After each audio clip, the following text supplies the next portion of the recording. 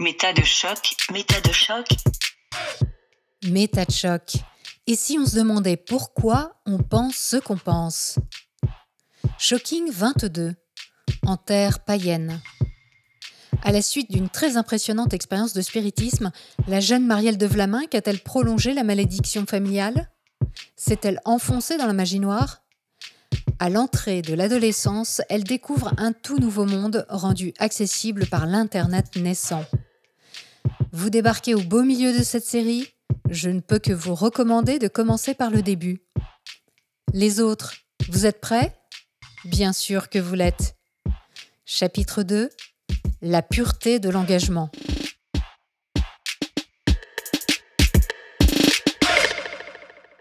J'imagine que dans votre esprit, ça devait aussi rejoindre ces questions de malédiction familiale, il fallait faire attention. C'est ça, la La malédiction mort familiale. rôde. Oui, la malédiction familiale. L'accident derrière chez moi, boum, l'impression que quelqu'un se tient là. Un récit que ma mère m'avait fait de me dire quand on habitait dans les Vosges, on se sentait toujours observé quand on allait dans un coin du jardin. Et puis, il y a un moment, je me suis énervée, j'ai dit non, mais allez voir dans le framboisier si j'y suis. Et évidemment, ce qui s'est passé, c'est que l'automne suivant, le framboisier, il était mort. Donc, c'est bien la preuve qu'elle avait réussi à bannir un esprit dans un framboisier. Donc, moi, j'y croyais, quoi, vraiment. Ouais. Et là, je me disais, putain, on a fait un truc horrible, on s'est merdé, on va être maudit sur 18 générations. C'était très angoissant parce que les quelques paralysies du sommeil, par exemple, que j'ai faites après cet événement, l'enjeu, c'était même plus de se réveiller, c'était de rester dans cet état-là et de guetter autour de moi pour savoir s'il n'y avait pas un truc que je pourrais voir grâce à cet état un peu second de la paralysie du sommeil. Je me disais, bah voilà, si je suis en sortie de corps, peut-être que je verrai une entité et que je saurais si j'ai ramené un truc. Bon, il s'avère que j'ai jamais rien vu, donc j'en ai déduit du coup que peut-être que j'avais rien ramené ou que je l'avais laissé chez ma pote, et ce qui n'était pas forcément une bonne nouvelle pour elle, mais qu'a priori moi ça allait. Mais c'est vrai que le problème des superstitions, c'est que on a vite tendance à trouver des choses qui les confirment, des événements, des gens qui disent certains mots à certains moments, etc., etc. Et ça peut devenir très angoissant. On peut devenir assez paranoïaque avec ce genre de pratique. Oui, complètement. Surtout quand on fait des choses comme ça qui, entre guillemets, tournent mal ou de façon un peu spectaculaire. La toute dernière séance de spiritisme que j'ai faite, c'était des années plus tard. J'étais déjà plus au lycée, j'étais plus avancée dans mes études supérieures. C'est pareil, c'était à la demande d'autres personnes. Ouija également. Moi, vraiment, le Ouija, c'était vraiment pas mon truc. Et puis, ils étaient en mode, non, mais si, c'est marrant. Voilà, je suis en mode, bon, ok, allez, si tu veux. Je dirigeais pas la séance. Mais il y a une personne de ce cercle qui a, je crois, vraiment paniqué, vraiment pété les plombs. Alors, je sais pas si elle jouait la comédie très bien ou si vraiment elle était paniquée, et voilà. Mais elle s'est mise à dire des mots sans queue ni tête, à crier, enfin, à faire une sorte de démonstration de folie / possession. Très effrayante, du coup, évidemment. Et moi, j'ai fait le seul truc auquel j'ai pu penser à cette époque-là, c'est-à-dire que j'ai pris un verre d'eau, je lui ai balancé dans la gueule. C'est radical. Ça a marché. Bon, c'était pas d'eau bénie. Les démons sont partis direct. Je sais pas, mais en tout cas, elle, ça l'a calmée. C'est pas mal. C'est pas mal comme solution. Alors, elle n'était pas bénie, l'eau, donc du coup, je ne sais pas si ça a empêché la possession ou pas. Mais alors là, la question restera à jamais sans réponse. En plus, j'ai plus de contact avec cette personne, donc je peux pas lui demander comment va sa vie spirituelle. D'accord. Malheureusement. Bon, en tout cas, là, vous êtes quand même très très loin des croyances de vos parents. Là, on n'est plus trop dans les trucs catho. Ce versant-là, vous l'aviez complètement abandonné à ce moment-là. J'avais déjà un peu des doutes sur la religion chrétienne dès les cours de caté, parce que j'ai été baptisée, j'ai fait ma première communion, ma profession de foi et même ma confirmation. Moi aussi. Et j'avais déjà des doutes un peu à cette époque-là, parce que ça me paraissait trop éloigné de l'échelle humaine, beaucoup trop transcendant pour être compréhensible. Je trouvais que la croyance de mes parents, c'était un peu trop gros pour être vrai, quoi. Alors que vous, les vôtres, elles étaient prouvées, vous en faisiez l'expérience tous les jours dans votre vie. Voilà, tout à fait, c'était prouvé, ça marchait. Pour moi, c'était hyper concret puisque je pouvais le voir dans mes pratiques. Et puis surtout, ça avait une place très importante dans ma vie parce que à cette époque-là, donc on avait Internet à la maison. Donc j'errais beaucoup sur les forums. Et sur ces forums-là, j'étais assez investie parce que j'avais enfin pu m'y inscrire parce que maintenant j'avais une adresse mail. Et j'avais très vite noué des liens assez proches avec plein de personnes, certaines beaucoup plus âgées que moi, parce que j'étais quand même une des benjamines très actives. Vous aviez quel âge là, à ce moment-là ? J'avais entre 15 et 17 ans. En fait, il y avait beaucoup de jeunes gens qui passaient, mais très peu qui restaient sur le long terme. Il y avait ce côté un peu lieu de passage que tous les forums ont. Et ceux qui restaient, c'était plutôt des gens qui avaient déjà 23, 24, 25, 30, 35, 40. D'accord. Donc moi j'étais la Benjamine, du coup qu'on La chouchoutait mascotte. un peu. Presque. Non, il y avait plus jeune que moi quand même, Ah oui. mais presque. Ouais. Et surtout, comme j'avais enfin pu m'inscrire sur ces forums qui me faisaient de l'œil depuis déjà le fin du collège, je pouvais en plus, parce que j'étudiais le grec, apporter ma pierre à l'édifice en disant hé les gars, attendez, moi j'ai un dictionnaire de grec et puis en plus j'étudie le grec au bahut, donc si vous voulez, je peux filer un coup de main. Donc Génial. évidemment, enthousiasme délirant. Et puis, c'est comme ça que sur les forums ésotériques, j'ai un peu fait mon trou, parce que j'étais celle qui savait le grec, donc c'était en mode, est-ce que tu peux vérifier tel mot, parce que nous, on le trouve pas, et puis la version en ligne, elle est pas clean pour le dictionnaire, donc est-ce que tu peux éventuellement regarder, voilà. Moi, j'étais là, je tournais les pages de mon lexique à la fin du bouquin de grec, en disant, ouais, écoute, moi j'ai ça, je crois que ça colle. Donc là, l'idée, c'était de traduire quoi, des livres de quel type? C'était toujours ces livres d'alchimie, du coup, puisque D'accord. c'était dans ce petit groupe-là, en fait, où la culture grecque avait une importance assez prégnante. Et surtout, dans ce groupe-là, il y avait un certain nombre de personnes qui se réclamaient de l'ancienne foi grecque, du paganisme gréco-latin. D'accord. Donc, qui vénéraient, du coup, des dieux grecs, Mhm. Zeus, Artémis. Mhm. En plus, c'était assez chouette parce que les textes qu'on étudie généralement au lycée pour apprendre le grec, c'est en fait très souvent des textes un peu mythologiques parce que ça intéresse les jeunes gens et puis qu'accessoirement, c'est pas trop compliqué à traduire. Donc en plus, moi, j'étais trop contente parce que je recopiais du coup avec un clavier Lexilogos qui existe encore, très bon clavier de grec. Je recopiais les textes que j'avais en cours. Puis je leur disais, regardez, nous, on a traduit ça aujourd'hui, c'est trop bien et tout. Il y a tel extrait, voilà. Et on a aussi découvert par ce biais-là un site internet que je fréquentais beaucoup à l'époque. Alors, c'était pas du tout le but d'être ésotérique. C'était une sorte de travail de recension des sources latines et grecques fait par Philippe Remacle. C'est un truc que tous les étudiants de latin et de grec connaissent, je crois, parce que tout le monde l'a utilisé pour tricher à ses traductions. C'est juste quelqu'un qui a mis en ligne énormément de textes en latin et en grec avec les traductions en face. D'accord, d'accord. Et du coup, nous, on l'utilisait beaucoup, ce site-là, mais pas du tout pour des questions d'études, pour des questions de mysticisme, parce que du coup, on avait accès à plein de textes antiques, et puis on était là en mode, quand même, la traduction, elle a l'air un peu bizarre. Ouais, vas-y, on va la retraduire et tout. Et on essayait d'être plus proche du texte latin, mais en même temps, on avait quand même déjà une traduction qui nous servait de base et qui nous éclairait un peu sur le sens du texte, donc ce qui facilitait l'entreprise de traduction. Mais votre traduction, aujourd'hui, avec le recul, elle était teintée de votre croyance et elle allait dans le sens de votre croyance, ou c'est vraiment que la traduction d'origine n'était pas super Les textes qu'on avait à disposition sur ce site, très souvent, c'était des éditions un peu anciennes du 19e siècle.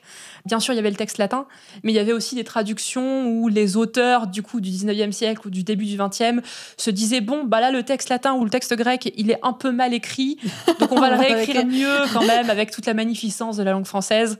D'accord. Et comme moi, en cours de latin et de grec, parce que j'étais quand même une élève très disciplinée, on m'avait dit, c'est mieux de rester proche du texte. Et oui. Du coup, moi, je disais à mes camarades de forum ésotérique, c'est mieux de rester proche du texte. Donc, on retraduisait les passages qui étaient un peu éloignés. Trop littéraire, en fait, un peu quelque trop littéraire, part. Ouais, d'accord. Mais j'avais des très bonnes notes en latin et en grec. Là, en plus, vous entraîniez, oui, c'est ce que j'allais dire. Mais finalement, vous étiez super engagé quand même, assez rapidement dans tout ça. Oui, alors sur les forums ésotériques, j'ai été très très vite engagée déjà dans ces entreprises de traduction, dans la discussion, voilà, sur les forums, dans l'accueil des nouveaux, tout ça. Et si bien que j'ai fini par devenir modératrice. À quel âge ? J'avais une quinzaine d'années. Ah oui, quand même. Comme ça, 15-16 ans. Ouais. C'était la fin de seconde, donc 15-16 ans. J'étais aussi pas mal engagée sur des forums qui n'avaient rien à voir avec l'ésotérisme sur le papier. Donc, par exemple, des forums autour d'auteurs, de fantasy, mais où la communauté était très New Age compatible, on va dire. Et c'est sur ces forums-là aussi que j'ai découvert énormément d'auteurs comme Bernard Werber, un certain monsieur Coelho aussi. Paulo Coelho, voilà. Et ça, c'est des ouvrages que j'ai lus très jeune. Bernard Werber, je connaissais déjà parce que quand j'avais 8-9 ans, j'étais allée au supermarché, j'avais acheté un bouquin dont la couverture me plaisait, ça s'appelait L'Empire des anges de Werber. Et donc, j'ai redécouvert cet auteur avec un enthousiasme fou, et plein d'autres auteurs dont la façon d'écrire, dont les histoires racontées sont faites très compatibles avec une vision du monde un peu spirituelle. Complètement, mais d'ailleurs, c'est plus que compatible avec le spirituel. C'est de la spiritualité qui est véhiculée beaucoup dans ces... Moi, je le lisais comme de la fiction. Oui, alors, c'est présenté sous forme de fiction, effectivement, mais ça véhicule plein de notions spirituelles, un peu mystiques, un peu ésotériques, etc., etc. Voilà, même dans mes lectures plaisir, détente, je m'auto-endoctrinais. Vous aviez vraiment un attrait pour tout ça, c'est clair. Oui. C'est vraiment par ce biais des forums que j'ai commencé à me poser la question non plus sous l'angle des pratiques un petit peu ésotériques, ou même carrément exotériques, mais sous l'angle de la religion. Puisque, comme je le disais au début, ce qui était important pour mes parents, c'était d'avoir la foi. Et puis moi, la foi chrétienne, je n'étais pas très convaincue. Mhm. Donc forcément, ça a été l'époque où je me suis dit, je vais trouver ma religion. Je vais trouver quelle est ma religion. Puisque de toute façon, la foi, c'est entre guillemets un passage obligé. Et puis les religions, c'est juste l'expression de cette foi selon les cultures. Il suffit que je trouve la religion qui me va le mieux. Et puis banco, quoi. Et ça, c'est effectivement typique de la spiritualité ésotérique contemporaine. C'est créer sa propre religion. Mais vous, à l'époque, vous n'aviez pas l'impression d'adhérer à ça, vous aviez l'impression d'être dans une vérité, dans un retour aux sources, quelque part, aux textes originaux, C'est à ça. la pensée ancestrale. Oui, c'est ça. En fait, j'avais vraiment une démarche, alors biaisée, parce que j'avais pas de méthodologie, mais une démarche un peu historique. Là, je pense que tous les historiens qui écoutent ce podcast s'arrachent les cheveux. Pardon. Mais voilà, moi j'avais cette démarche de vouloir être au plus près de la source, parce que je me disais, si on est proche de la source écrite, alors assez souvent, pour un certain nombre de pratiques, on n'a pas forcément de témoignages autres que des légendes, ou en tout cas c'est ce que je pensais, parce que je n'y connaissais rien en archéologie. Maintenant, je suis un peu revenue sur ce postulat. Et du coup, les archéologues s'arrachent eux aussi les cheveux. Tout à fait. Et je me disais, si je reviens sur ces textes mythologiques et que je comprends la logique qu'il y a derrière, je saurais si cette représentation du divin-là avec tel ou tel dieu, tel ou tel panthéon, c'est quelque chose qui me parle ou pas. Et finalement, peu importe le dieu, ce qui compte, c'est d'avoir la foi, encore une fois. Oui, puis ce qui est assez classique aussi, c'est cette idée que si on remonte vraiment très très loin dans le temps, alors on se rapproche de la vérité ultime. Quelque part, il y a ce côté-là, si on revient en arrière, alors on revient vers les origines, en fait, de ces croyances, de cette pensée, de ces connaissances qui auraient été perdues au travers des siècles. Oui, c'était vraiment ça ma démarche. J'avais un peu exploré à cette époque-là ce que je connaissais, donc d'abord la mythologie égyptienne, puisque c'était ma grande passion depuis l'enfance. J'étais pas très convaincue par la mythologie égyptienne, j'aimais bien lire des légendes, mais je me disais en termes de croyances, pas trop. Non, c'est pas crédible non plus. Pas trop. Donc je me suis dit du coup, la mythologie grecque et latine, parce que je la connais quand même bien, je fais des traductions et puis ça m'intéresse, j'aime bien lire des choses dessus, donc j'ai un peu creusé, puis je me suis dit, ça me parle pas des masses non plus quand même. Et en fait, ce qui a commencé à me parler, c'est quand j'ai mis le pied dans le monde merveilleux et un peu inquiétant aussi de la mythologie germanique / scandinave / celte. Joli programme. Gros programme.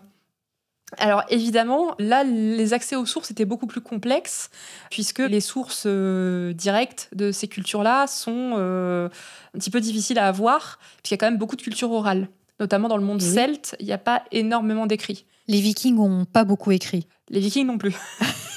Ni les Vikings, ni les... Alors je mets des guillemets, pardon pour les historiens, mais ni les Gaulois, disons, ni les populations celtes, pour le dire un peu plus exactement, n'ont laissé beaucoup de traces écrites. Et la plupart des traces écrites qu'on trouve, ça va être des monuments alors, qui datent du début de notre ère, donc quelque part entre le 1er et le 6e siècle, puis même un peu après évidemment, mais pour les monuments les plus anciens. Et ensuite, pour tout ce qui est manuscrits, ça va être plutôt des manuscrits médiévaux. Oui, donc beaucoup plus tardifs. Beaucoup plus tardifs, 11e, 12e, 13e. Donc là, on arrive à des époques beaucoup plus récentes. Alors, à cette époque-là, moi, j'avais un rapport au temps qui était un petit peu biaisé, c'est-à-dire que j'arrivais pas à me représenter ce que ça faisait un siècle. J'arrivais pas à me dire, si c'est des trucs qui datent du 13e, peut-être qu'il y a eu un peu de déformation depuis le 6e ou le 5e ou le 1er. Peut-être. Oui, mais je veux dire, quand on est ado, quelque chose d'aussi long qu'un siècle, ça paraît incompréhensible d'un point de vue intellectuel, en fait. Donc, moi, j'avais tendance à écraser un peu les différences culturelles et les périodes, en me disant... Ouais, alors que quand on voit, par exemple, le bouche à oreille et les déformations qu'il peut y avoir, ne serait-ce qu'entre la génération de ma grand-mère et moi-même, qui fait largement moins qu'un siècle, on peut imaginer... Mais ça, c'est vrai qu'on a tous cette difficulté à imaginer, mais rapprochons-le de notre quotidien. Le simple fait qu'un voisin nous dise quelque chose qu'il a appris lui-même de son cousin, on sait par expérience que c'est déjà très éloigné de ce qu'a dit le cousin au départ. Oui, tout à fait. Alors, quand c'est quelque chose qui a été transmis de génération en génération dans des communautés en plus où il y a plein de personnes qui peuvent elles-mêmes interpréter un même fait, qu'elles ont elles-mêmes vécu, on se rend bien compte que 30 ans, 50 ans, 100 ans, c'est énorme. Alors 600 ans, ça peut être l'inverse de ce qui a été dit au départ, ou même une invention pure et simple d'événements qui n'ont jamais eu lieu. L'inverse peut-être pas, mais effectivement, l'invention pure et simple, très probablement. Mais c'est vrai qu'à cette époque-là, moi, je me rendais pas trop compte de cette différence culturelle-là. C'est vraiment venu après, quand j'ai commencé des études, tout simplement un peu plus poussées, on va dire. C'était une sorte de confiance un peu aveugle dans l'écrit, qui, je pense, vient de ma culture chrétienne. Parce que c'est quand même une religion du livre, la chrétienté. Enfin, des religions du livre, parce qu'il y a catholicisme, protestantisme, voilà. Mais disons, le livre est quand même un peu au centre de tout, le livre biblique en l'occurrence. Et j'avais vraiment confiance dans ce que je lisais, beaucoup plus que dans ce qu'on me disait. Alors, les forums, c'est un support écrit. Les livres, c'est un support écrit. J'ai vraiment eu de cette culture ésotérique par l'écrit, des magazines aussi. C'est le côté docte. Un petit peu. Et c'est vrai que du coup, je faisais une confiance un peu aveugle dans ce que je pouvais lire sur les forums, par exemple, en termes d'assertions extrêmement précises. Par exemple, on me disait, mais oui, regardez, à l'époque celte, par exemple, le temps est divisé en une sorte de roue de l'année avec plein de fêtes. Il y avait la liste de fêtes avec les dates correspondantes. Puis je me disais, ah bah oui, ça doit être vrai, parce que c'est écrit, donc ça doit être vrai. Oui, vous n'alliez pas vérifier les informations. Voilà. Et alors au lycée, vous aviez déjà fait quelques expériences de sorcellerie, vous faisiez des potions? Alors j'avais quand même un impératif qui était de ne pas être découverte par mes parents, parce que autant parler de façon théorique de plein de choses, d'ésotérisme, de mysticisme avec mes parents, ça passait très bien. Autant la pratique, j'étais moyennement confiante. Pourtant je pense qu'en réalité, ça se serait pas mal passé. On aurait sans doute beaucoup discuté. Ma mère se serait sans doute un peu alarmée. Mais je pense que ça aurait été. Mes parents n'étaient pas du tout intégristes religieux. Voilà. Le seul impératif, c'était d'être à peu près planqué. Donc ça limite quand même le nombre de rituels qu'on peut faire. Oui. Mais bon, collecter des fleurs, les faire sécher et ensuite les balancer dans des sortes de décoctions un peu bizarres le soir sur le réchaud, ça passait. Donc oui... J'ai fait des potions. Alors, je les ai jamais bues, ce qui fait que je n'ai jamais fini à l'hôpital empoisonnée. Bonne nouvelle. C'est une bonne nouvelle. Oui, c'est bien. Non, parce que j'avais quand même compris que les plantes, fallait faire un peu gaffe quand même. Surtout si on n'était pas sûr que ce soit comestible. C'est clair. J'avais une encyclopédie des champignons qui avait bien écrit en gros caractères « Attention, ne mangez pas un champignon que vous ne connaissez pas ». Je m'étais dit que ça devait être la même chose avec les plantes. Bonne idée. Mais voilà, il y avait des petites décoctions comme ça. Et puis, les recettes de plantes, c'était un truc que j'avais connu dès la primaire. Parce que, par exemple, il y avait eu une année où il y avait une invasion de poux à l'école. Et puis, ma maman, alors certes, avait mis des shampoings, voilà. Puis, elle avait dit, le buis, ça tue les nuisibles. Donc, on va quand même te laver les cheveux avec une infusion de buis aussi, pour être sûr. D'accord. Donc, je savais que les plantes, c'était très utile. Mais alors, ces expériences de sorcellerie, vous les faisiez parce que vous étiez curieuse de voir les résultats, comme une sorte de dinette, ou c'était parce que, je sais pas, ça vous apportait du réconfort, vous projetiez des idées C'était vraiment plutôt de l'ordre de la curiosité intellectuelle, parce que c'était l'époque justement où je cherchais un peu quelle serait ma religion, quelle serait mon obédience, on va dire. Donc forcément, je testais un petit peu d'un point de vue intellectuel toutes les religions que je pouvais croiser. Puis qui dit religion dit aussi pratique, rituel un peu, associé à ces pratiques-là. Ouais. Et c'est comme ça que je me suis tournée un peu vers la sorcellerie au sens où on l'entend aujourd'hui dans notre société moderne, c'est-à-dire un peu les potions, les autels... Les sorts, voilà. Les protections. Alors moi, c'était plutôt protection, parce que moi, je suis assez pacifique. J'ai jamais attaqué personne. Mais ça allait de pair, en fait, avec l'intérêt pour la culture, supposément, à laquelle cette sorcellerie était rattachée. Donc, en l'occurrence, une sorte d'ancienne foi européenne pré-chrétienne. Puis en plus, c'était bien parce que moi, comme le christianisme, j'aimais pas trop. Je me disais, putain, si je reviens au truc avant, et ben en fait, voilà, c'est moi qui ai raison parce que c'est plus vieux. Donc j'ai raison face à mes parents. D'accord. Et sur les forums, il devait y avoir plein de partages de recettes, de sorts. Il y avait plein de recettes, de textes. plein d'informations, plein de textes sur les roues de l'année, sur les différents dieux, sur les différentes plantes à offrir à différents dieux, sur l'utilisation de la sauge en pratique magique, sur les rituels de protection, évidemment. Sur des rituels d'attaque aussi. Oui, j'imagine qu'il doit y avoir aussi pas mal de personnes qui s'envoient des mauvais sorts, qui partagent leurs super recettes. En fait, ça, c'était un des trucs que j'aimais pas trop dans la communauté de la sorcellerie. C'est que c'est un milieu qui pousse à une sorte de paranoïa. Parce que vous avez toujours la crainte d'être attaqué par des forces obscures, par des sorciers mal intentionnés. Et d'ailleurs, moi, j'ai toujours fait la distinction historique entre magie et sorcellerie. C'est-à-dire que pour moi, la magie, je me basais sur l'étymologie des mots, tout simplement. Magie, c'est mageia, c'est avoir du pouvoir parce qu'on est capable d'invoquer quelque chose. Et la sorcellerie, c'est sortiare en latin, avoir du pouvoir parce qu'on est capable de voir le passé et l'avenir. Donc pour moi, la sorcellerie, c'était vraiment une sorte de divination, presque. Oui. Une sorte de pratique divinatoire avec des rituels. Parce qu'on peut acquérir une sorte de connaissance, mais sans invocation. Alors qu'assez souvent, la magie était perçue comme toutes les pratiques occultes positives versus la sorcellerie ou magie noire qui était négative. À l'époque, je me battais contre ça, je me battais contre cette distinction. Je leur disais, les gars, vous avez pas lu l'étymologie des mots. L'intello de service. Oui.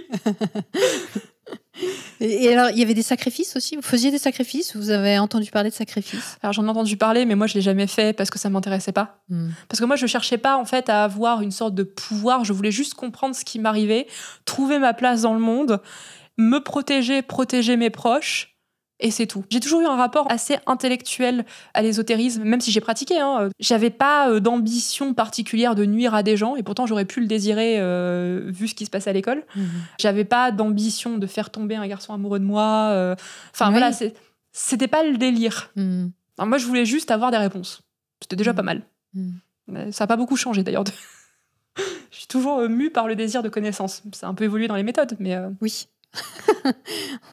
Ce qui est très fort dans toutes ces croyances, si je ne m'abuse, mais vous allez me dire si c'est le cas, c'est qu'il y a un très fort pouvoir de l'intention. C'est-à-dire ce qu'on projette, ce qu'on veut, et la manière dont on le fait, donc par des rituels par exemple, c'est ça qui va avoir un impact sur notre vie. Alors, tel que je l'ai appris, c'est même la première loi de la sorcellerie, voilà. Toute première, c'est de dire que tout ce que tu fais te sera rendu au multiple. Donc c'est l'idée que si tu fais du bien, tu vas récupérer beaucoup de bien. C'est pas juste la loi d'attraction où tu récupères à niveau égal. C'est pas la loi d'attraction. Non, c'est pas la loi d'attraction.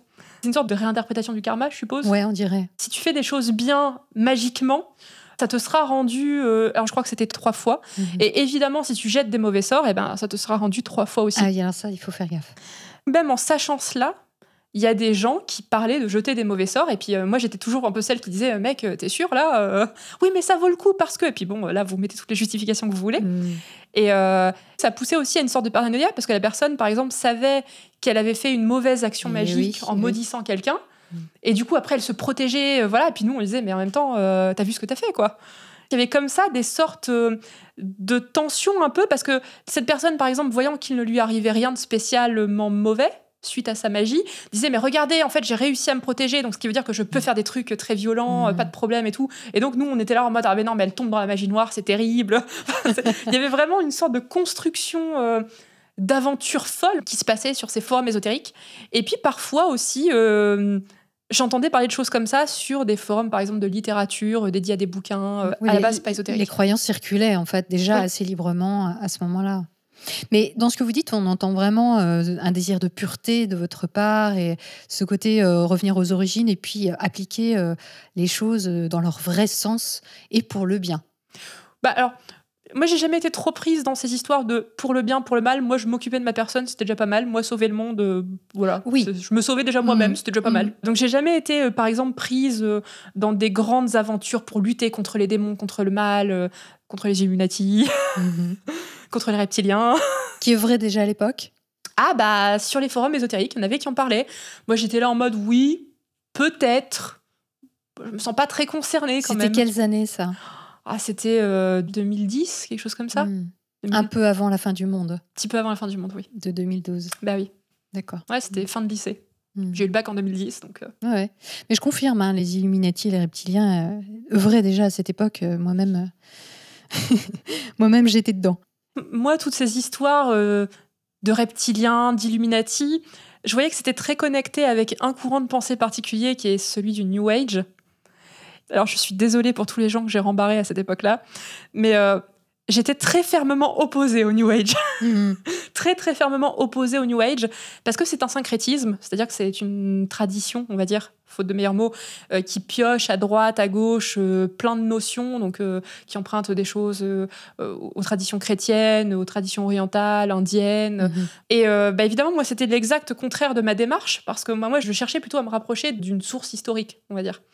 Donc forcément, je passais mon temps sur ce forum-là à être extrêmement désagréable avec toutes les personnes qui arrivaient avec des idéologies de New Age, alors disant, bon non mais mec, ça c'est du syncrétisme, c'est de la merde, s'il te plaît, documente-toi. On revient à l'idée de la pureté, donc quand même, du coup, malgré tout. On revient à l'idée d'une pureté intellectuelle. Voilà. C'était pas un mot que j'utilisais, mais moi c'était vraiment cette idée de dire, bon les gars, on fait des trucs qui sont dangereux, parce que quand même, sorcellerie, ésotérisme, spiritisme, invocation, voilà. On fait des trucs dangereux, on les fait bien ou on les fait pas. Vous, là, vous êtes là en dilettante. Voilà. Vous êtes là en dilettante, en train de balancer des noms que vous avez même pas lus. Il y a un moment, flûte. Nous, on fait les choses bien ici. Donc, je passais pour la relou de service. On me le pardonnait parce que j'étais l'une des Benjamines. D'accord. Ou parce que j'avais un avatar très mignon, je ne sais pas. C'était un chat à l'époque. Ah oui, ça marche, ça. Mais c'est des chats. Mais j'en discute maintenant avec du recul des années plus tard. Mais j'ai une amie qui m'a sorti quand je lui racontais un peu mes aventures. En fait, t'étais une intégriste. C'est ça le truc. Il faut dire le mot. Donc voilà, j'avais un côté un peu fondamentaliste au sens où je revenais aux fondamentaux et où je n'en dérogeais pas de façon un peu obsessionnelle.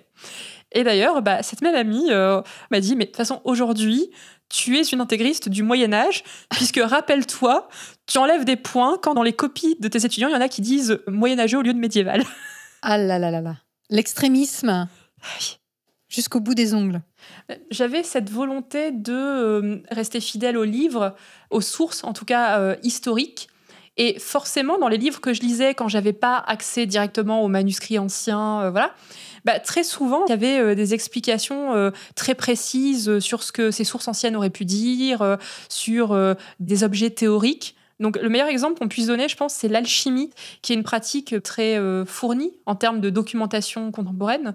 Alors, c'est des documentations qui, évidemment, interprètent dans le sens des spiritualités, mais on avait, par exemple, des livres ou des résumés ou des articles de blog qui expliquaient précisément, sources médiévales à l'appui, les travaux de Nicolas Flamel, les travaux de Paracelse, qui étaient vulgarisés avec 2-3 citations latines pour faire bien. Moi, à cette époque-là, j'étais hyper convaincue par ce genre d'article en me disant, mais regardez, là, c'est un mec, il a fait ses recherches, il est allé chercher des manuscrits du XIIIe, du XIVe, du XVe, du XVIe siècle. Il n'oublie pas la source antique du travail de la métallurgie. Il explique qu'en fait, ce pouvoir de l'or, il est lié à l'élément qui s'appelle l'éther ou l'esprit en alchimie, donc qui est le 5e élément. Et voilà, en fait, la magie, ça s'explique de façon hyper rationnelle. Pour moi, l'alchimie, c'était un peu la science faite magie, quoi. C'était un peu l'approche scientifique de la magie. Donc pour moi, ça paraissait très, très crédible, en fait. Oui, et c'est complètement la manière dont c'est présenté encore aujourd'hui, avec notamment une des grandes figures de l'alchimie contemporaine qui est Buren Steinhaus, qui justement met en avant ce côté à la fois scientifique et expérientiel, on va dire, du pouvoir spirituel au travers justement du traitement des métaux. Et c'est vrai que ça donne un poids, ça donne une sensation de toucher à quelque chose de solide, quoi, de prouvé, etc. Et puis il y a ce côté aussi philosophique, on va dire noble, quoi. Il y a l'érudition, voilà, on parle de pierre philosophale, il y a quand même plein d'éléments. Je comprends bien que ça vous ait parlé à l'époque. C'est-à-dire que comme évidemment je pouvais me baser que sur les sources que j'avais sous la main, qui étaient du coup des sources biaisées, on va dire, évidemment c'était hyper enthousiasmant parce que je voyais cette tradition qui remontait à l'Égypte antique, que j'adorais, encore une fois, qui passait par l'Antiquité grecque et latine, que j'adorais, qui arrivait dans cette période un peu étrange du Moyen-Âge, qui est une période sur laquelle on a quand même beaucoup d'idées, beaucoup de fantasmes, d'autant que moi je lisais beaucoup d'heroic fantasy.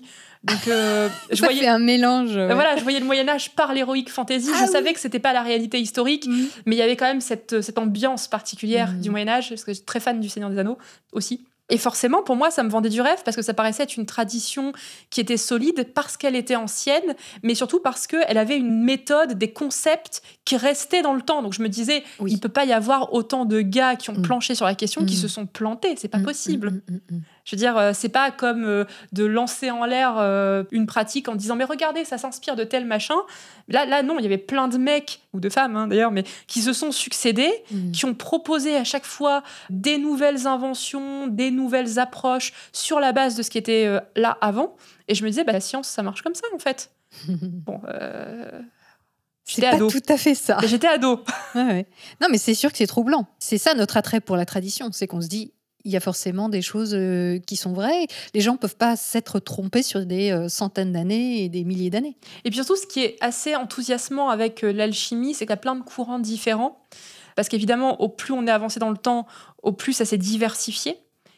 Et il y a des grands noms qui ont été estampillés alchimistes à leur époque, parce que ce qu'ils faisaient, c'était peut-être déjà de la science, mais c'était pas forcément estampillé science.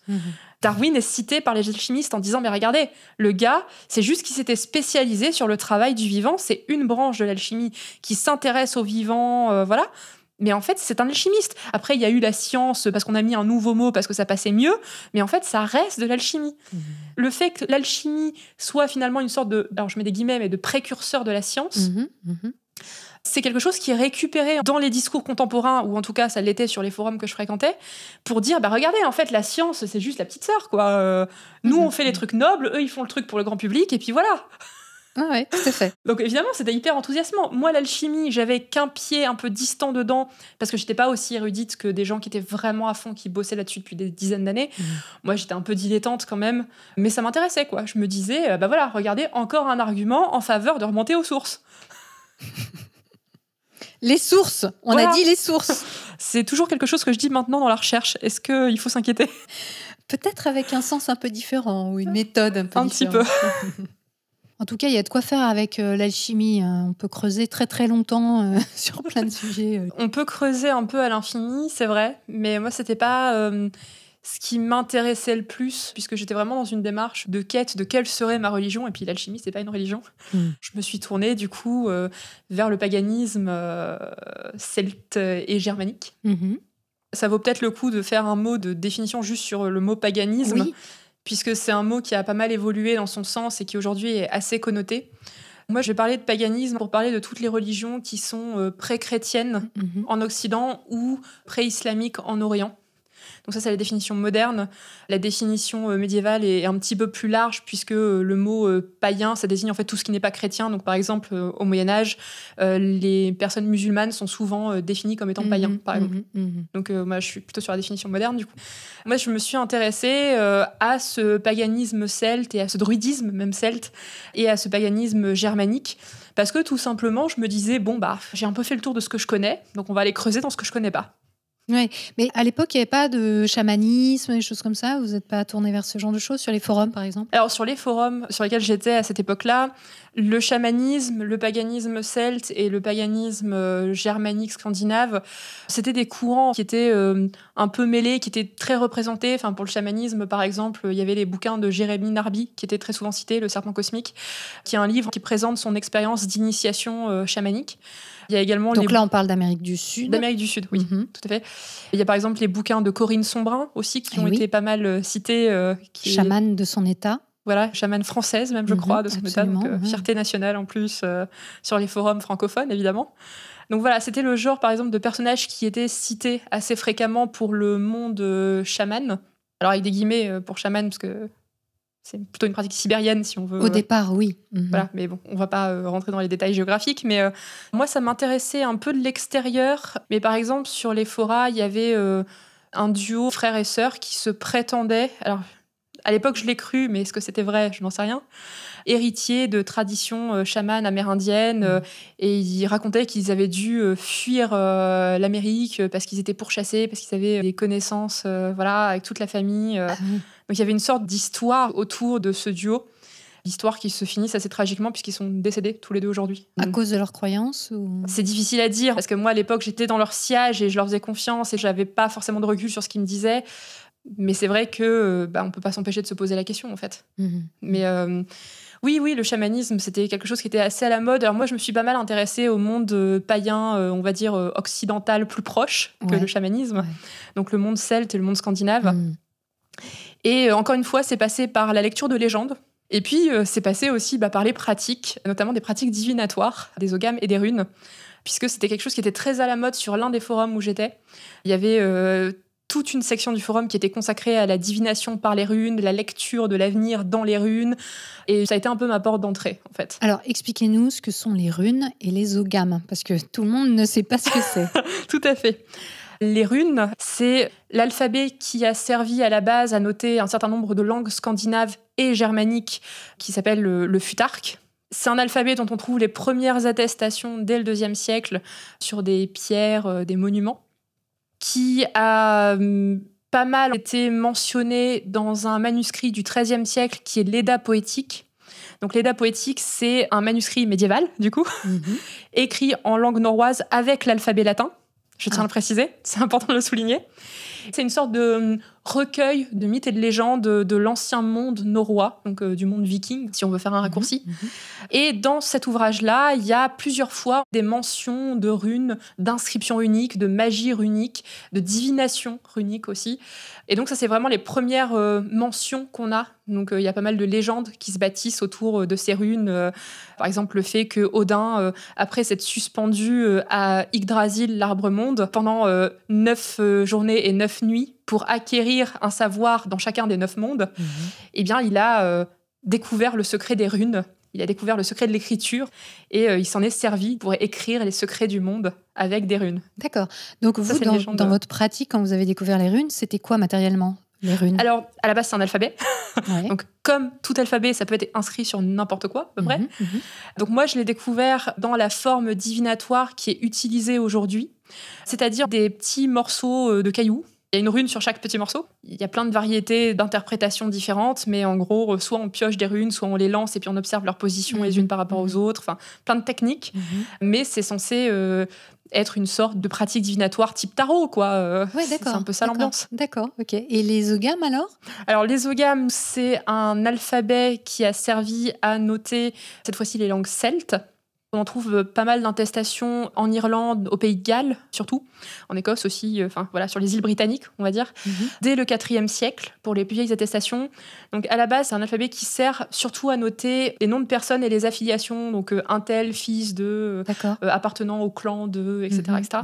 Et ensuite, seulement, on va commencer à trouver des oghams sous forme de citations dans des manuscrits d'écriture poétique.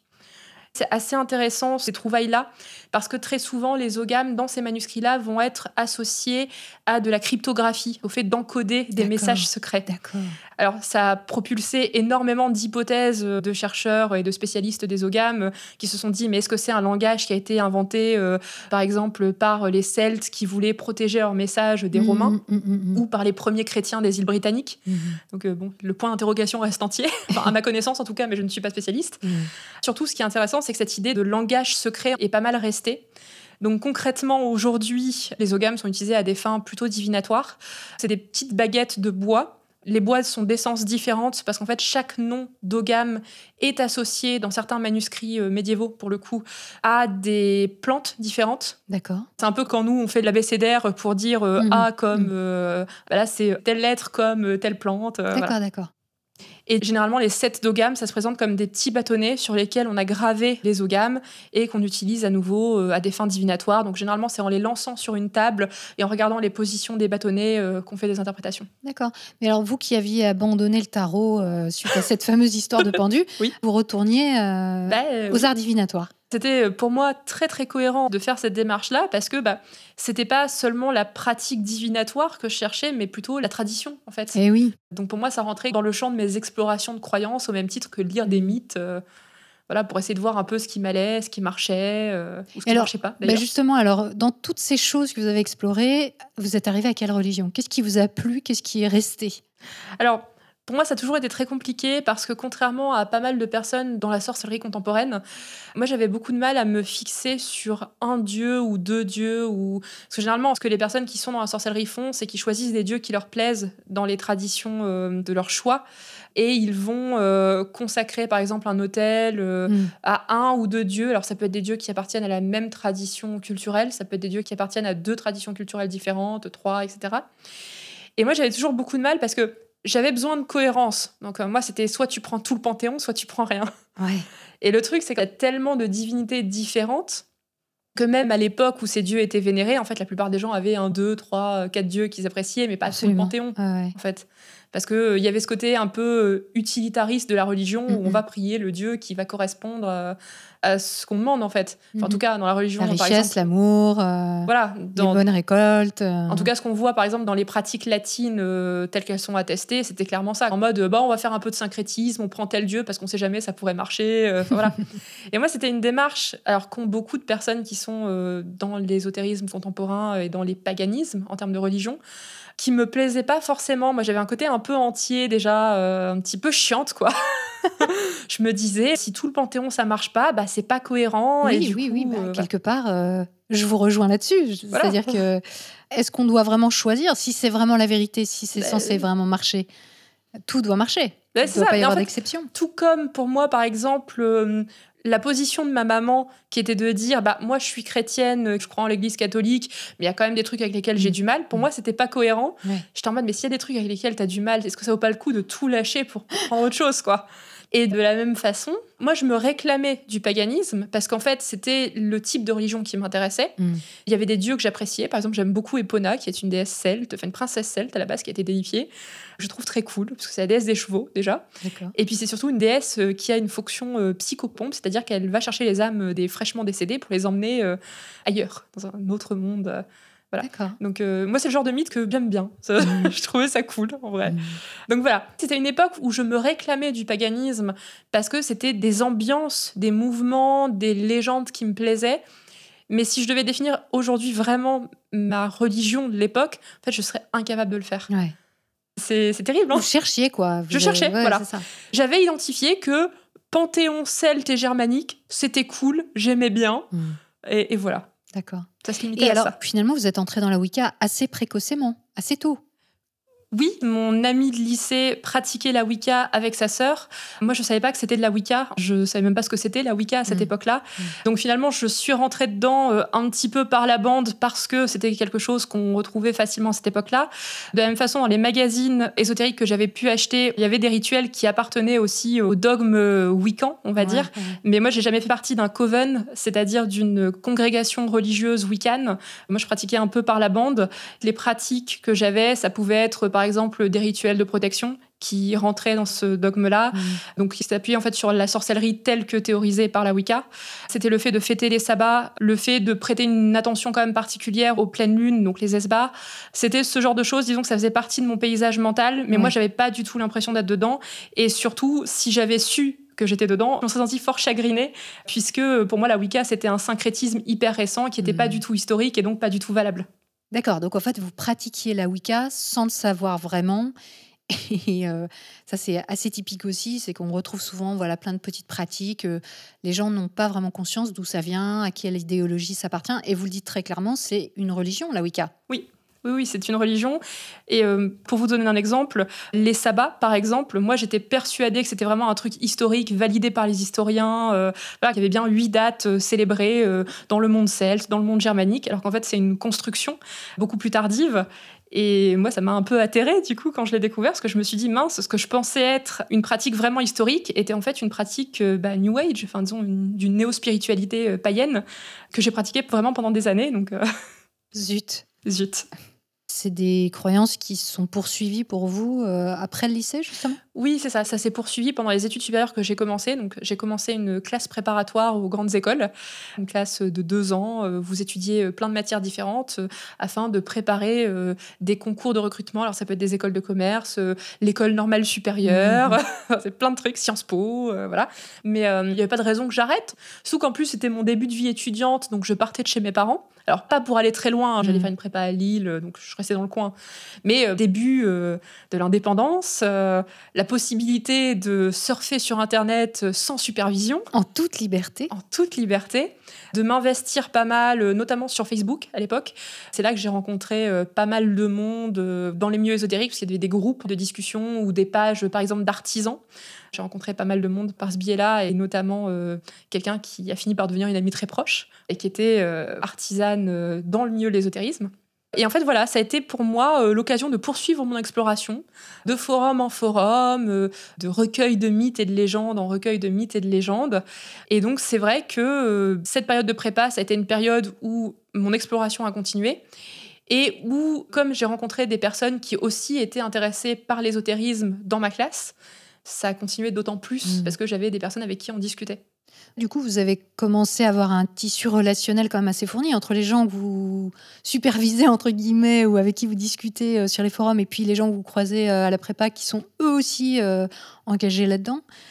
Alors, au niveau forum, j'avais un peu lâché l'administration en leur disant « Les gars, je suis en prépa, j'ai 40 heures de cours par semaine, j'ai pas le time. » D'accord.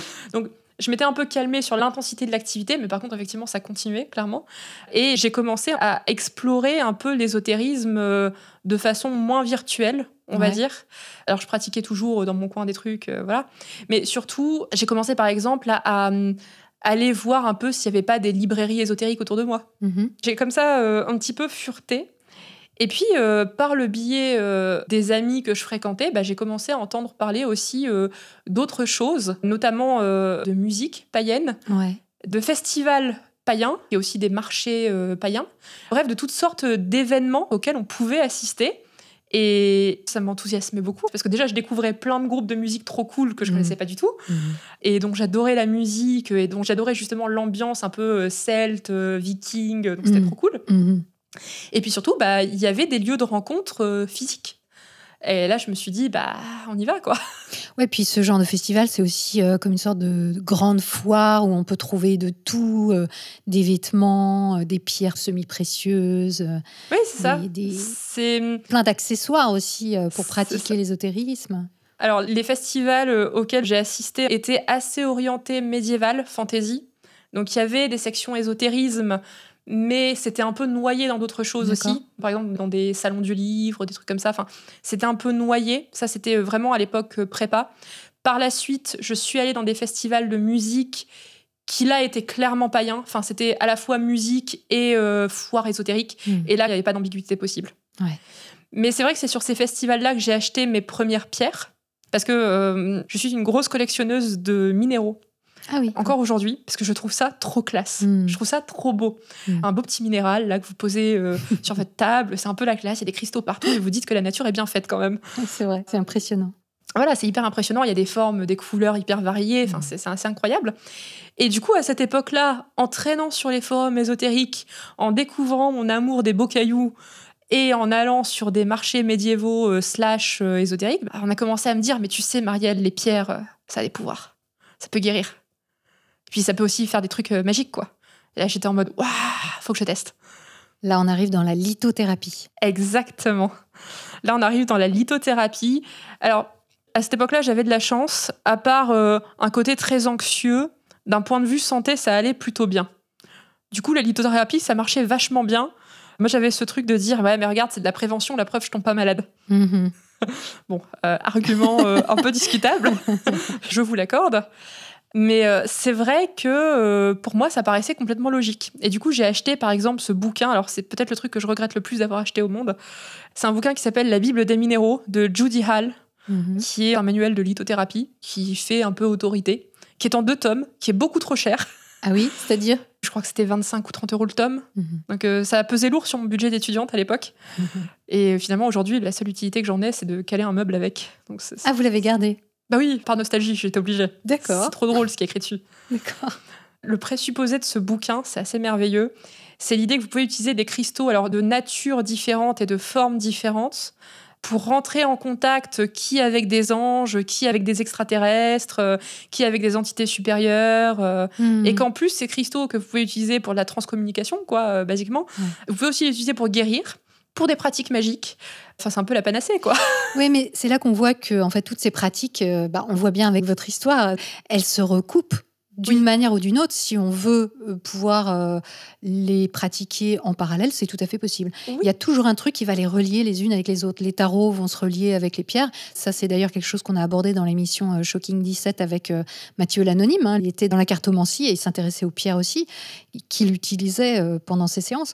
Donc, c'est quelque chose qu'on retrouve très souvent et qui permet de naviguer, comme vous le faites, d'une croyance à une autre sans aucun problème. Tout est très logique. Oui, moi, ce que j'utilisais pour faire coïncider mon désir de pureté de la croyance, ou des pratiques en tout cas, avec la lithothérapie qui est tout sauf d'époque, Oui. c'était le lien logique de la symbolique. Je me disais, Oui. c'est des pierres qui étaient connues dans le monde celte ou dans le monde viking. Et c'est des pierres qui, dans les récits, par exemple dans l'Edda, pour citer le monde germanique, sont parfois mentionnées avec pas forcément des pouvoirs particuliers, mais une symbolique particulière. C'est vrai aussi dans les manuscrits médiévaux non vikings, non scandinaves. Vous allez avoir par exemple ce petit mythe qui dit que pour se protéger de l'ivresse, il vaut mieux avoir des améthystes sur sa coupe et que c'est pour ça qu'il y a des améthystes dans les calices à l'église. C'est pour éviter que le prêtre ne devienne ivre messe après messe. C'est juste des liens d'analogie sur la couleur de la pierre, en fait. Oui, complètement. Et donc, moi, c'était ça qui me raccrochait. Je me disais, tant que d'un point de vue symbolique, c'est cohérent, ça passe. Et le truc, c'est que ça peut aller loin. Et oui, parce que les symboles, on peut leur faire dire ce qu'on veut. Un symbole, chacun y met ce qu'il veut. Bien sûr. Et bien sûr. C'est ça qui est génial avec les symboles, mais c'est ça qui est terrifiant aussi, je trouve, avec les symboles. C'est que chacun y met ce qu'il veut, quoi. Oui, et c'est pour ça, par exemple, que la divination par les... Alors, moi, c'était plutôt les runes. Les oghams, j'ai très peu manipulé, tout simplement parce que je n'ai jamais acheté de set. Je m'intéressais à l'histoire des oghams, mais juste, j'avais pas la thune pour acheter les sets, quoi. Parce que ça coûtait beaucoup plus cher, parce qu'en fait, il fallait que chaque bâtonnet soit d'une essence particulière de bois. Donc, on est sur un objet qui coûte quand même plus cher. Voilà. C'est pareil, ça m'intéressait pas mal parce qu'en fait, chaque lettre de l'alphabet du futark était associée à tout un ensemble de symboles, à tout un ensemble de significations. Et en plus, il y avait énormément d'artisans à l'époque, et c'est toujours le cas aujourd'hui, qui font des jeux de runes divinatoires, donc des petites pierres avec chacune une rune inscrite dessus, dans des minéraux particuliers. Ah oui. Ce qui fait que le premier set de runes que j'ai acheté, c'était chez une artisane qui à l'époque faisait beaucoup d'objets ésotériques. Et je me suis dit, c'est trop cool. En plus, la pierre, elle me parle trop. D'un point de vue symbolique, je l'aime beaucoup. Allez, vas-y, je prends ce set, quoi. Et c'est comme ça que j'ai acheté mon premier set de runes divinatoires. Et pour revenir au festival, parce que je trouve ça vraiment très intéressant, tout ce milieu justement des festivals ESO, comme on les appelle, c'est que c'est des vraies cérémonies, quoi. Quand on regarde les concerts, c'est un spectacle avec des rituels, avec des costumes d'époque, entre guillemets, alors reconstitués de manière plus ou moins rigoureuse, parce que d'après ce que j'ai compris, il y en a qui font des vraies recherches et qui, effectivement, ont des paroles ou des instruments de musique qui sont à peu près cohérents avec l'époque qu'ils veulent représenter. Mais c'est assez impressionnant. Il y a un côté très incantatoire, comme une sorte de cérémonie religieuse, quoi, clairement. Oui, c'est ça. Alors, c'est un peu laissé à la discrétion de chaque groupe pour ce qui est de la musique. Mais de façon générale, dans ces festivals-là, il y a vraiment une ambiance très particulière. Alors, je vais en citer un, du coup, c'est le plus gros européen. C'est le Castlefest, qui a lieu 2 fois par an. Une fois en été, une fois en hiver. Je suis allée à plusieurs éditions d'été, jamais en hiver, parce que je suis toujours occupée par ailleurs. Mais moi, ce qui m'avait beaucoup frappé la première fois que j'y suis allée, c'était vraiment l'ambiance. J'avais un peu l'impression d'avoir débarqué en plein Woodstock. J'avais cette impression de tout le monde est beau, tout le monde est gentil, tout le monde est adorable. C'est aux Pays-Bas, donc en plus, il y a un peu de cannabis qui circule. C'est 3 jours pleins. Alors, d'un marché médiévalo-païen, on est plus proche du païen que du médiéval. Et il y a 2, 3, 4 scènes différentes où il y a des concerts en permanence. Donc, c'est vraiment énorme. Et c'est des groupes qui sont très très chouettes à écouter par ailleurs, qui ont des mises en scène, des scénographies qui sont très impressionnantes. Pour ceux que ça intéresse, ils peuvent aller jeter un œil sur YouTube au concert. Alors, c'était l'IFA de Heilung. Le nom du groupe, c'est Heilung. On le mettra en source. Oui, on mettra ça en ressource. C'est un concert qui a été donné au Castlefest. C'était un des gros concerts de l'année 2019 ou 2018. C'est un concert auquel je n'ai pas pu assister puisque je n'étais pas allée à cette édition-là du festival. Mais c'est hyper impressionnant parce que les membres du groupe déjà sont tous très connus dans la sphère musicale païenne. La chanteuse, c'est la chanteuse Deuzen, qui est un autre groupe très connu. Le chanteur / musicien / compositeur, c'est le chanteur de Vardruna qui a fait la bande originale de la série Vikings. Donc voilà, on est sur le haut du panier. Voilà, sur le haut du panier. Et avec un ensemble d'autres musiciens et de performeurs, ils ont mis en scène un concert-spectacle hyper incantatoire où vous avez des guerriers vikings, en gros, qui se font bénir et qui ensuite partent au combat. C'est hyper impressionnant à voir parce que vous avez vraiment de la scénographie, des costumes, des danses, des moments d'incantation, de mysticisme assez prégnants, en fait. Et ce concert-là avait lieu juste après une cérémonie qui est très importante au Castlefest, qui est le Wickerman. C'est-à-dire, on crée une grande figure en bambou, en paille, en bois, enfin en matériaux qui peuvent être brûlés, quoi. On met des prières dedans pendant les 3 jours du festival. Et puis, le samedi soir, on fout le feu, on fait des prières, on fait une cérémonie. Et puis, c'est censé bénir tout le monde pour l'année à venir. Et donc, ça, c'était le grand concert qu'il y avait juste après cette cérémonie-là. Ouais. Donc, avec une ambiance hyper particulière. Et fervente, en fait, on peut très dire. fervente. Ouais. À l'époque où j'ai vu la vidéo pour la première fois, ça m'a donné un peu des frissons parce que avec les plans de drone, on voit que c'est noir de monde, quoi. C'est, oui, il doit y avoir une immense. ambiance Il y a une ambiance assez incroyable. extraordinaire. Ouais. Oui. J'ai pu le faire ensuite les années suivantes, assister à la cérémonie du Wickerman.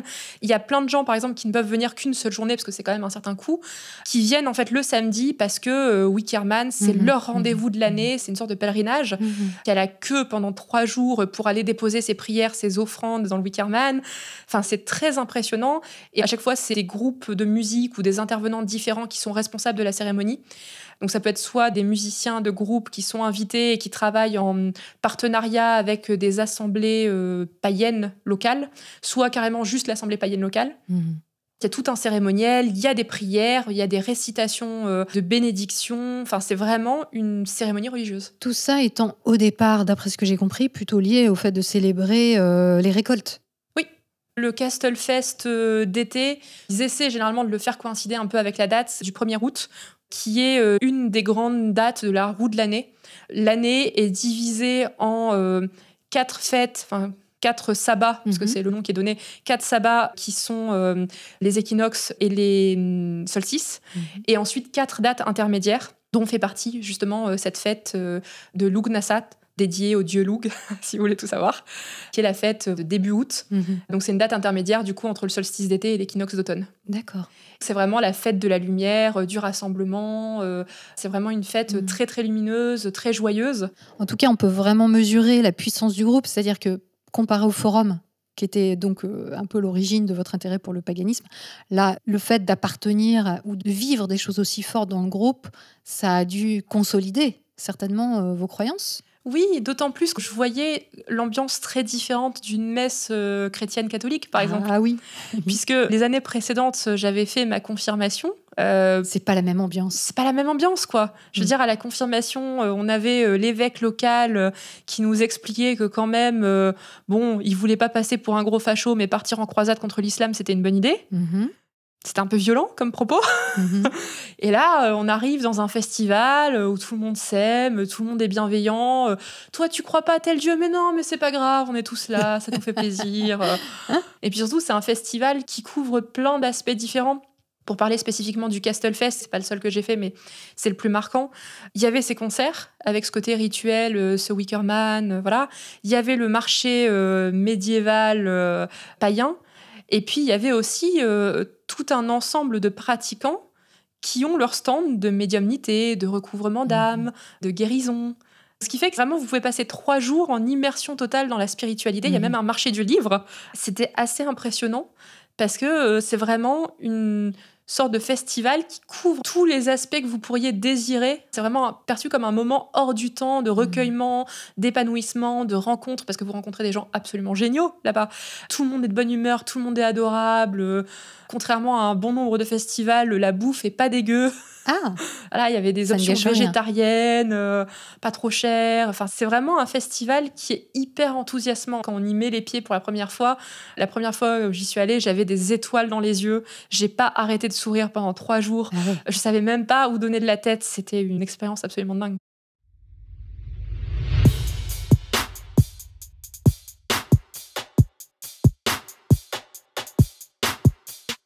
Vous aimez cette série ? Parlez-en autour de vous et laissez un avis sur votre appli de podcast. C'est encore la meilleure manière de la faire connaître. Vous voulez en savoir plus sur ce qui vient d'être dit ? Rendez-vous sur metachoc.fr sur la page dédiée à l'émission. Vous y trouverez la réponse à vos questions les plus secrètes. Cette dose de métacognition hebdomadaire est rendue possible grâce au soutien de la merveilleuse audience dont vous faites partie, oui. Merci à celles et ceux qui ont fait un don ponctuel ou mensuel pour que Méta de Choc arrive aux oreilles de centaines de milliers de personnes, gratuitement et sans le lavage de cerveau de la publicité. Si vous aussi vous voulez apporter votre pierre à l'édifice, suivez le lien en description. Que va-t-il arriver à mon invité dans le chapitre 3 ? Vous le saurez vendredi prochain à 18h. D'ici là, prenez le temps d'observer la manière dont vous pensez et de la questionner. Vous n'imaginez pas ce que vous pensez.